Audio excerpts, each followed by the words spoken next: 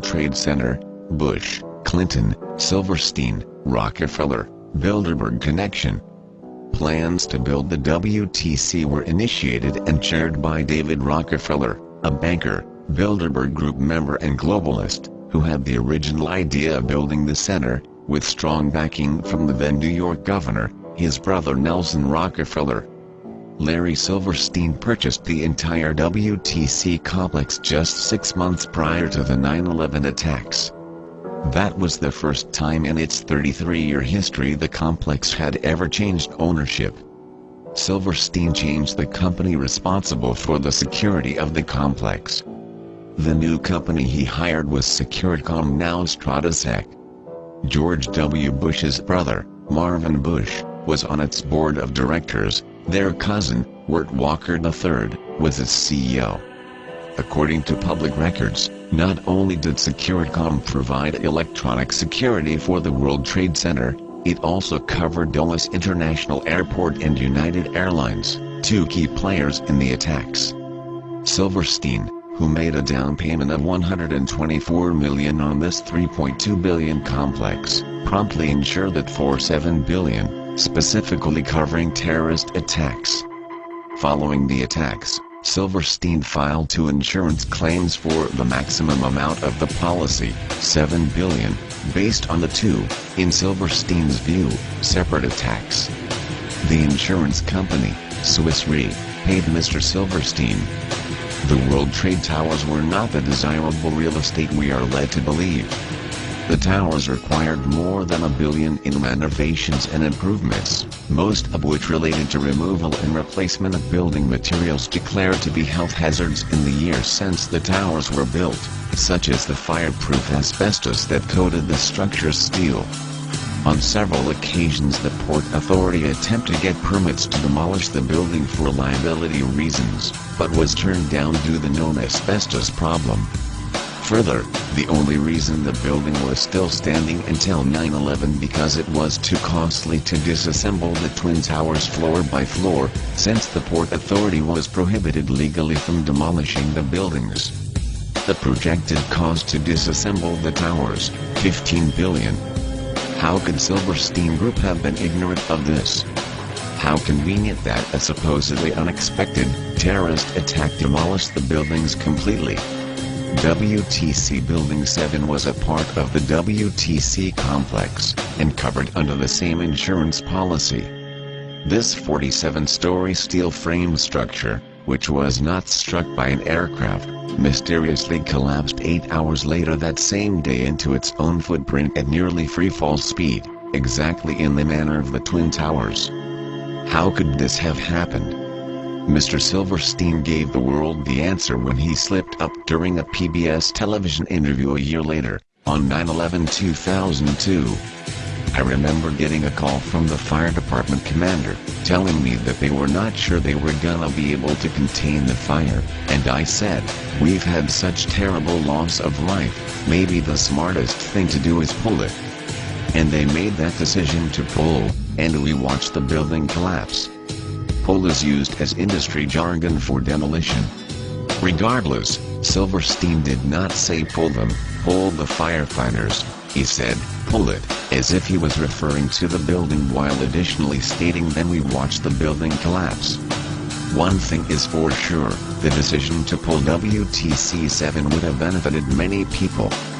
Especially because it has been reported that thousands of sensitive files relating to some of the biggest financial scams in history, including Enron and WorldCom, were stored in the offices of some of the building's tenants.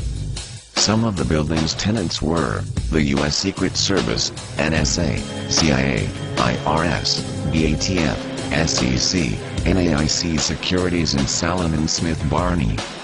The SEC has not quantified the number of active cases in which substantial files were destroyed by the collapse of WTC-7. Reuters published reports estimating them at 3,000 to 4,000. They include the agency's major inquiry into the manner in which investment banks divvied up shares of initial public offerings during the high-tech boom. Ongoing investigations at the New York SEC have been dramatically affected because so much of their work is paper-intensive. Inside WTC-7 was the U.S. Secret Service's largest field office with more than 200 employees. All the evidence that was stored at 7 World Trade, in all our cases, went down with the building, according to a U.S. Secret Service special agent. Interestingly, FEMA had arrived and was on scene the night before. Released, September 2000, Project for a New American Century, a neoconservative think tank released a report called Rebuilding America's Defenses, where it states the process of transformation is likely to be a long one, absent some catastrophic and catalyzing event, like a new Pearl Harbor. We are on the verge of a global transformation. All we need is the right major crisis and the nations will accept the New World Order. David Rockefeller, September 1994, Bilderberg Group founding member, a group their own documents show is pushing for a world government, integrating the United States with Mexico, Canada and population reduction. Even if you do not believe that 9/11 was a conspiracy as the overwhelming evidence supporting this shows, regardless, you have to at least understand that 9/11 was then allowed to happen by our government given the countless prior intelligence. Some of that intelligence includes: during Bill Clinton's term as president, the Sudanese government actually had Osama bin Laden and wanted to turn him over to our government. Instead, our government responded by firing a missile at the Sudanese. 2001 memo to Rice warned of Qaeda and offered plan. MI6 warned the American intelligence services about a plot to hijack aircraft and crash them into buildings 2 years before the September 11th attacks. U.S. intelligence overheard al-Qaeda operatives discussing a major pending terrorist attack in the weeks prior to September 11th and had agents inside the terror group. FBI failed to follow up leads on al-Qaeda terrorism centers on the bureaus, contemptuously brushing aside warnings from French intelligence a few days before 9/11. Britain warned U.S. to expect September 11th al-Qaeda hijackings. The Federal Aviation Administration admitted it had decided not to order a security alert at the nation's airports despite being warned a week before September 11th. Egyptian president says he warned the United States that something would happen 12 days before the September 11th terror attacks.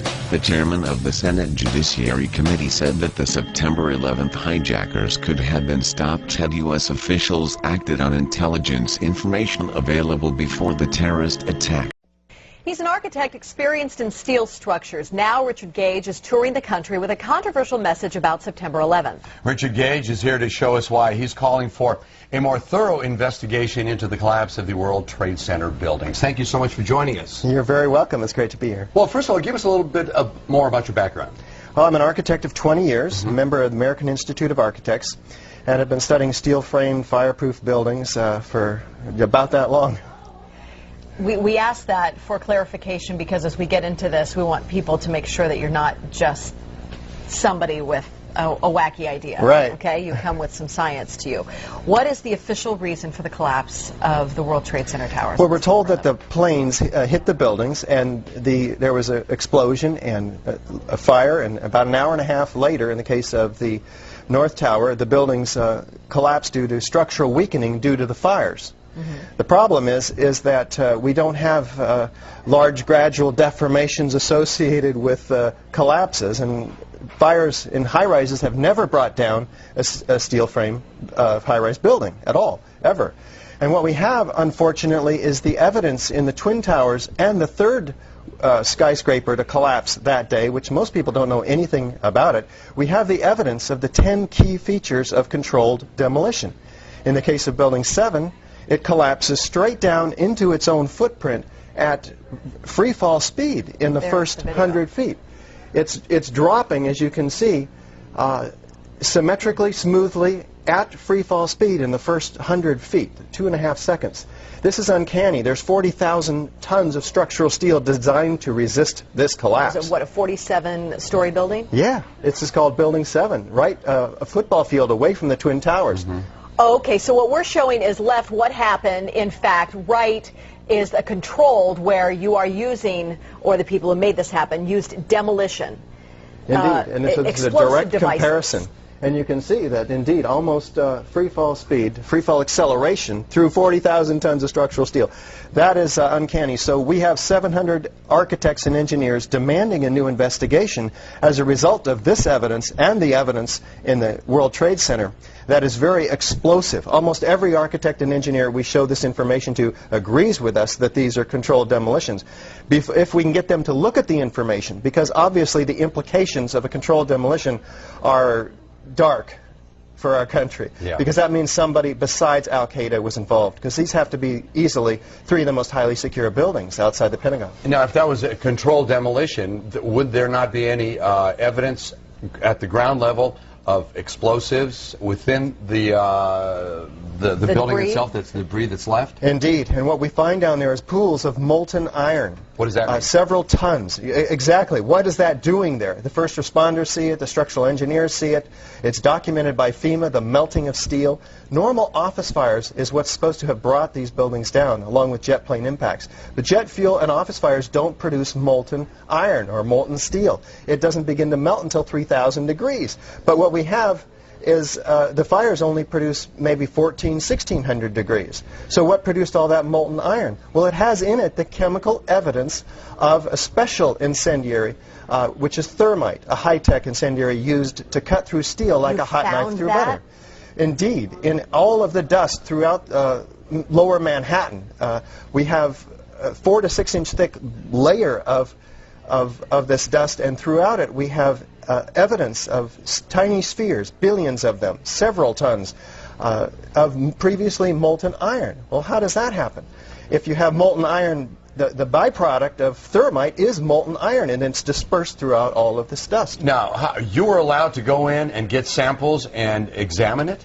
Oh, there's plenty of dust. A lot of people have this dust, and 4 of these samples have been sent to physicist Stephen Jones, formerly of Brigham Young University. And they find in it not only these spheres, which others have found too, USGS, R.J. Lee, doing toxicological studies. These spheres have iron, aluminum, fluorine, manganese, very unusual elements associated only with thermite. And there's small chips of unignited thermite as well. This is very high-tech thermite, nanothermite. It's not found in a cave in Afghanistan. It's produced in very sophisticated Defense Department contracting laboratories. Okay, well, we have an enemy here. That the finger has been pointed to, that this was the work of Al-Qaeda. This was the work of Osama bin Laden, at least to get the planes all going into the buildings and into the field in Pennsylvania and into the Pentagon.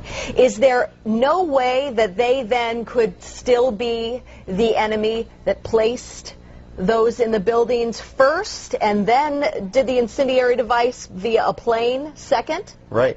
Well, what you have to ask is who had access to the buildings? Did Al-Qaeda have access to these highly secure buildings?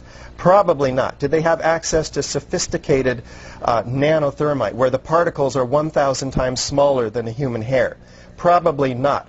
Somebody else has to be investigated, and that's why we have 700 architects and engineers demanding a real investigation. We don't have the whole theory as to how this happened, who did it, why. We just lay out the facts like we did last night in the Veterans Memorial Auditorium, and we demand a real investigation. Then they'll find out who, why, how, etc. Okay. Then let me ask you, I'm person X. I want to place something in one of those buildings. Where would I carry it? How big would it be? Is it that visible that I would be spotted by security? Or could I place it in one of my tooth fillings? Yeah. We're talking about several tons of nanothermite and ordinary thermite. One would have to have access through security. So the security company involved for the World Trade Center should be thoroughly investigated. And it turns out to be Securicom, Stratosec. Somebody should look and see who's on the board of those companies. Some very interesting individuals turn out to be.